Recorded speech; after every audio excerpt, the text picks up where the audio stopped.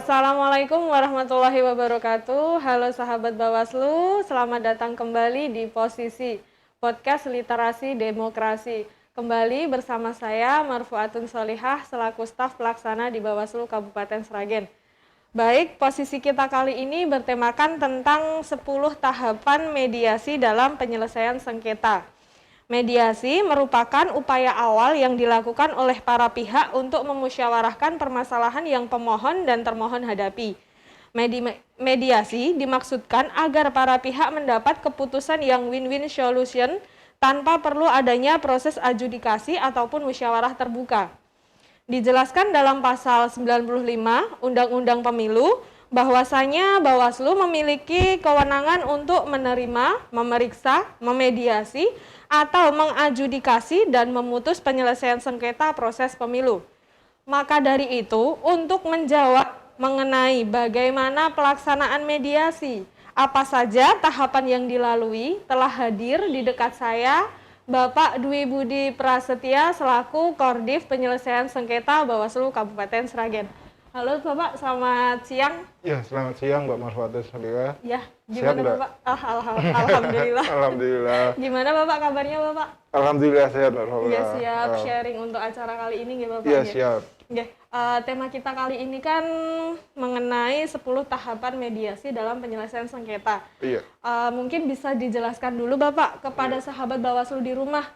Sebenarnya pengertian mediasi menurut kepemiluan itu seperti apa? Monggo Bapak. Iya, yang pertama kami ucapkan selamat menyaksikan sahabat Bawaslu dimanapun berada, berjumpa lagi dengan kami Bawaslu Kabupaten Sragen, yang mana pada episode kali ini mengambil tema 10 tahapan di dalam mediasi. Perlu kami sampaikan bahwa mediasi di dalam pemilu itu berbeda dengan ya hampir sama dengan mediasi pada umumnya ya Mbak ya. Cuma kalau di pemilu mediasi itu mempertemukan kedua belah pihak yang tidak sepakat ya, gitu ya. Nanti yaitu semacam proses musyawarah secara sistematis yang melibatkan para pihak untuk memperoleh kesepakatan. Ya, para pihak ini itu apa saja seperti yang disampaikan oleh Mbak Marfuah tadi. Para pihak itu adalah yang pertama adalah pemohon dan yang kedua adalah termohon, seperti itu. Lalu di sana juga ada prosedurnya, prosedur harinya itu harus 2 kali mediasi, berarti katakanlah hari pertama mediasi, apabila mediasi hari pertama tidak memenuhi kesepakatan bisa dilanjutkan di mediasi hari kedua. Lalu prosedurnya nanti akan kita sampaikan terkait dengan prosedur mediasi itu tahapan apa saja. Lalu tujuannya yaitu untuk mengambil kesepakatan bersama, kesepakatan bersama antara pemohon dan termohon. Tujuannya itu nanti kalau tidak ada kesepahaman ataupun tidak ada titik temu musyawarah tersebut bisa dilanjutkan yaitu adjudikasi. Iya. Menurut Bapak sendiri, mengapa harus dilaksanakan mediasi, nggak langsung adjudikasi aja yang keputusannya itu bersifat tetap kayak gitu loh Bapak?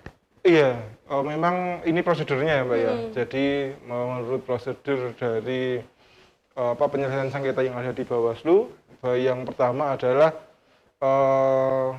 sebagai bagian dari keseluruhan penyelesaian sengketa.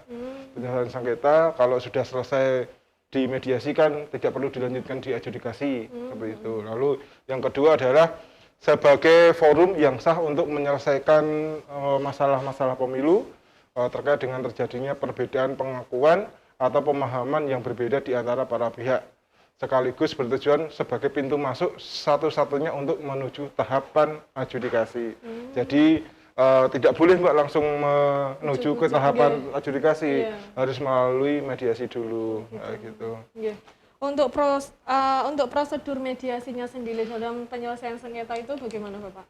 Iya, sama ya Mbak. Dulu kan di episode yang lalu ada ada episode yaitu bagaimana permohonan itu.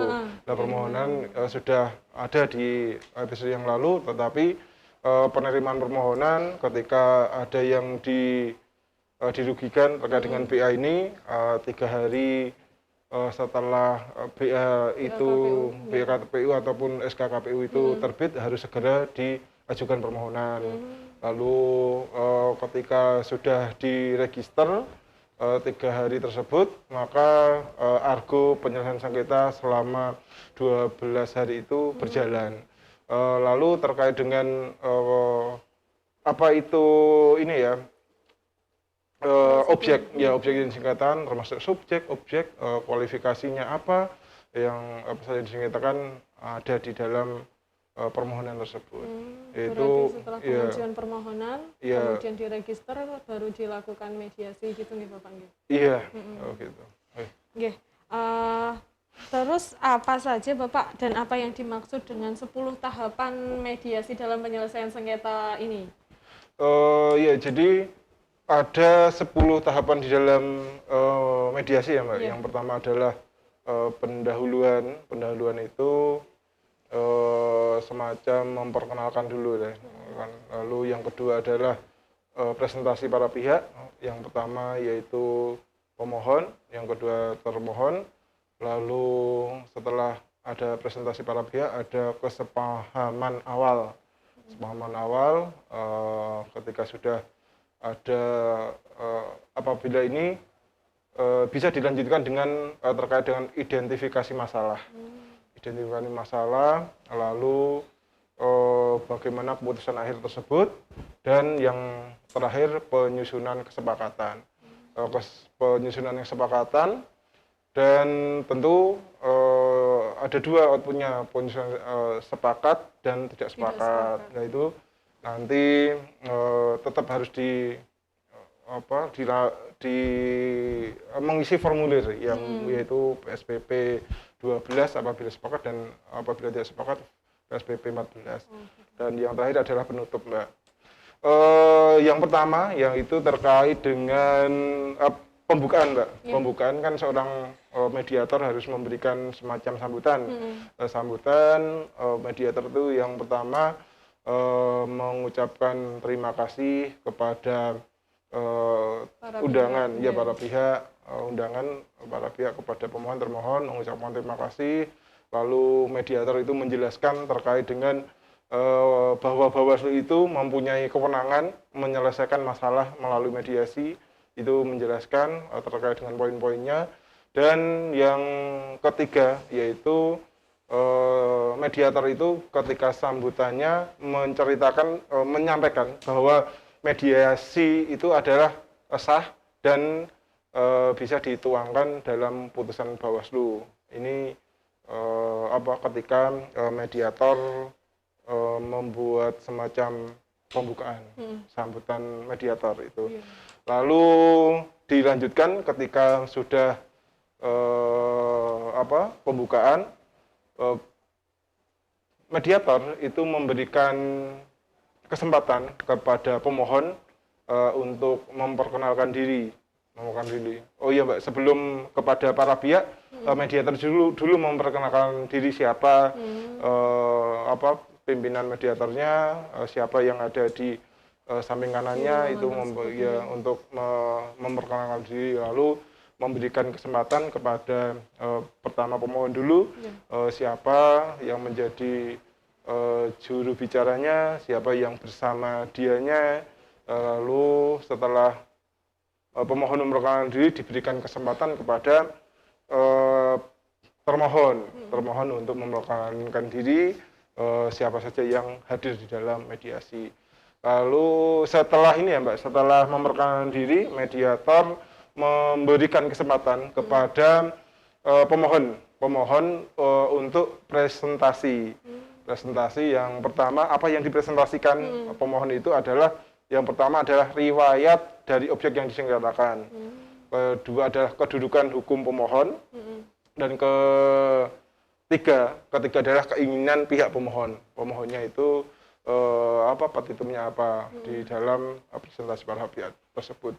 Lalu dilanjutkan ketika pemohon sudah selesai, dilanjutkan termohonnya.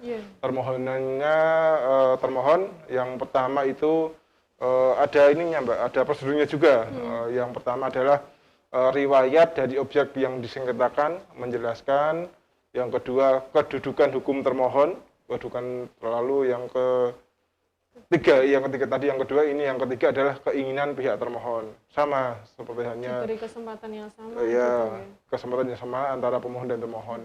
Lalu poin yang lain yaitu catatan-catatan mediator ketika para pihak itu mempresentasikan, itu membuat catatan-catatan khusus apa yang dipresentasikan oleh pemohon dan termohon. Lalu dari ini ya, catatan-catatan bisa untuk bahan untuk mengkaji posisi para pihak, lalu kedua untuk menggali opsi-opsi penyelesaian, dan yang ketiga adalah membahas tiap opsi penyelesaian masalah dari objek sengketa. Nah ini salah satu ini ya, hasil presentasi dari para pihak tersebut untuk apa saja. Dan yang terakhir adalah memilih opsi-opsi terbaik. Opsi-opsi terbaiknya apa ketika sudah mendengarkan presentasi para pihak tersebut. Iya. Dan nanti apabila mereka sudah presentasi Mbak ya, para pihak ini nanti tadi kan sudah untuk membuat semacam opsi-opsi, lalu ada semacam kesepahaman awal Mbak. Kesepahaman awal itu ketika sudah mendengarkan presentasinya, ini output dari presentasi tersebut adalah kesepahaman awal. Biasanya mediator itu memulai perkataan dengan para pihak masing-masing menyatakan untuk sama-sama, untuk sama-sama sepakat ataupun sama-sama tidak sepakat. Ya, gitu biasanya kesepahaman awal dari setelah tahapan presentasi para pihak. Dilanjutkan setelah ini ya Mbak, setelah kesepahaman awal ada semacam identifikasi masalah. Identifikasi masalah, ciri-cirinya ya, ciri-ciri dari seorang mediator ketika mengidentifikasi masalah. Yang pertama adalah biasanya menggunakan kalimat tanya terbuka. Bagaimana, lalu apakah penjelasan saudara tentang gitu, ini kalimat-kalimat pembuka. Lalu yang kedua adalah menanyakan hal-hal yang masih diperdebatkan, jadi ditanyakan kembali kepada mediator, mediator menanyakan kembali kepada para pihak apa yang diperdebatkan. Dan yang ketiga yaitu rumusan masalah merupakan masalah bersama para pihak. Jadi para pihak itu sama-sama rumusan masalahnya sama gitu di dalam pihak tersebut. Lalu yang keempat adalah fokus kepada objek masalah. Objeknya apa, bukan subjek siapa yang pelakunya, tetapi objeknya itu apa, itu yang menjadi fokus mediasinya seperti itu. Dan yang terakhir yaitu diurutkan prioritasnya Mbak.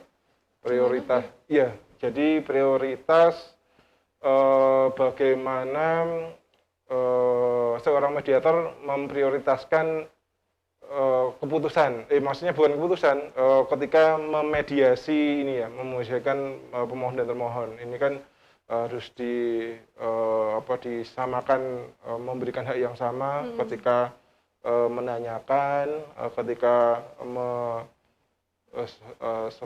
memperjelas kembali ya gitu kan, tidak harus berat sebelah antara pemohon dan termohon seperti itu.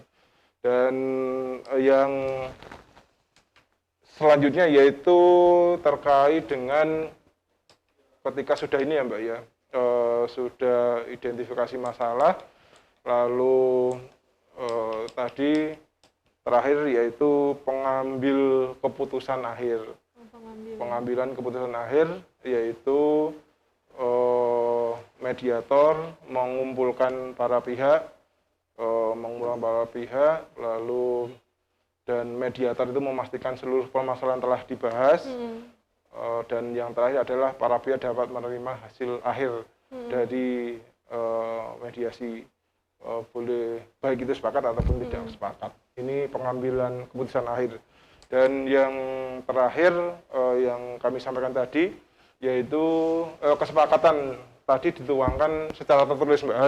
Harus dituangkan di dalam semacam form yang sampai saya sampaikan tadi, bahwa form sepakat itu harus mengisi formulir PSPP 12 kalau itu sepakat.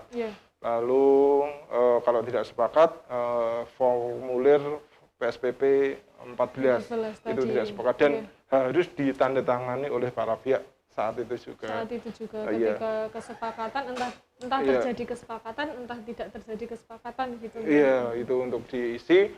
Dan yang terakhir harus ada ini, Mbak, kata penutup.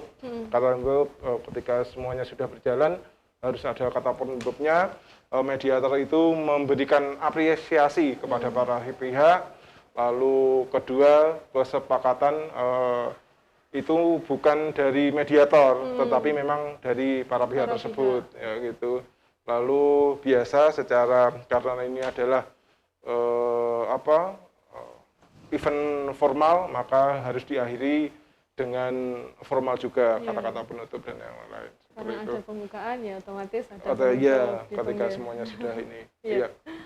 Sudah nih Bapak. Tadi kan saya mendengar ada istilah kesepemahaman awal nih Bapak. Itu terjadi ketika adanya opsi-opsi yang sudah ditulis oleh mediator berdasarkan presentasi oleh para pihak. Kayak gitu, kesepemahaman awalnya itu kesepemahaman yang bagaimana Bapak? Sedangkan di akhir kan sudah ada kesepakatan. Kok itu di awal ada kesepemahaman awal, itu maksudnya jalannya bagaimana kok kesepemahaman awal kayak gitu? Ini ya, berdasarkan hasil presentasi para pihak tadi, maka ada semacam sama-sama mengerti bagaimana pemohon tersebut harus dimengerti oleh termohon, dan termohon apa yang diinginkan oleh pemohon juga sudah mengerti. Maksudnya mengerti.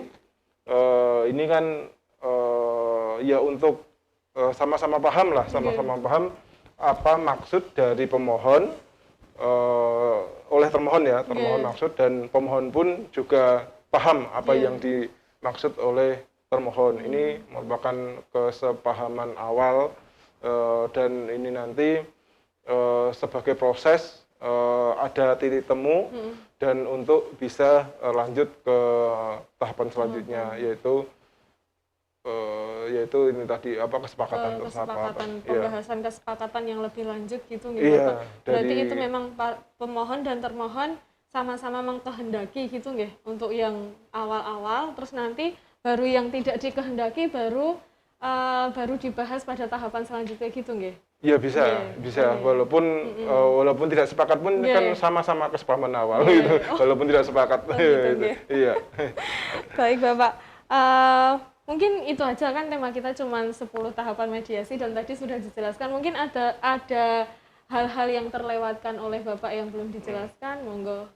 Iya, 10 tahapan. Jadi tadi walaupun tidak kita tadi sudah mencoba mengurutkan ya Mbak, mulai dari pembukaan sampai penutup, apa saja hal-hal yang ada di mediasi, kemungkinan ketika mediasi ini adalah salah satu jalan dan proses penyelesaian sengketa, maka kalau sudah selesai di mediasi ya sudah tidak usah dilanjutkan di adjudikasi karena sudah sama-sama sepakat sebenarnya, karena sama-sama sepakat. Dan ketika sudah selesai di mediasi ya tahapan pemilu ataupun tahapan pemilihan itu bisa dilanjutkan di yang lain gitu. Tidak konsentrasinya tidak di sidangnya sudah konsentrasi untuk yang lain. Gitu. Mempersingkat waktu Tapi kalaupun dilanjutkan di sidang adjudikasi, Bawaslu juga siap untuk bisa dilanjutkan di adjudikasi. Karena ada masa tenggang yang 12 hari itu ya Bapak. Iya, berarti itu cukup Bapak ini yang disampaikan? Iya, cukup Mbak. Simpel saja nanti. Jadi untuk sahabat Bawaslu, mediasi dalam hal ini merupakan musyawarah yang dilakukan oleh para pihak yang berselisih guna memperoleh kesepakatan. Dalam pelaksanaan mediasi sendiri ada beberapa tahapan tadi yang sudah dijelaskan oleh Pak Budi, yang kesemua tahapan itu harus runtut ya Bapak ya, tidak boleh timpang tindih seperti itu nggih, harus runtut dan tidak boleh ada yang dari tahapan ke satu terus ketiga gitu, nggak bisa nggih Bapak, harus urut sesuai yang peraturan undang-undang katakan gitu nggih Bapak nggih. Nggih. Terima kasih Bapak atas segala ilmu dan pengetahuannya, sharingnya hari ini. Ya. Semoga apa yang disampaikan pada posisi kali ini membawa manfaat bagi kita semua, terutama bagi sahabat Bawaslu di rumah guna menyongsong pemilu tahun 2024. Gitu ya Bapak ya. Iya, terima kasih Mbak Marfa. Sekian dari saya selaku host Marfatun Solihah mengucapkan undur diri. Dan bagi sahabat Bawaslu di rumah, jangan lupa untuk selalu mendukung channel Bawaslu Kabupaten Sragen dengan mensubscribe, komen, like channel YouTube Bawaslu Kabupaten Sragen. Wassalamualaikum warahmatullahi wabarakatuh. Waalaikumsalam warahmatullahi wabarakatuh.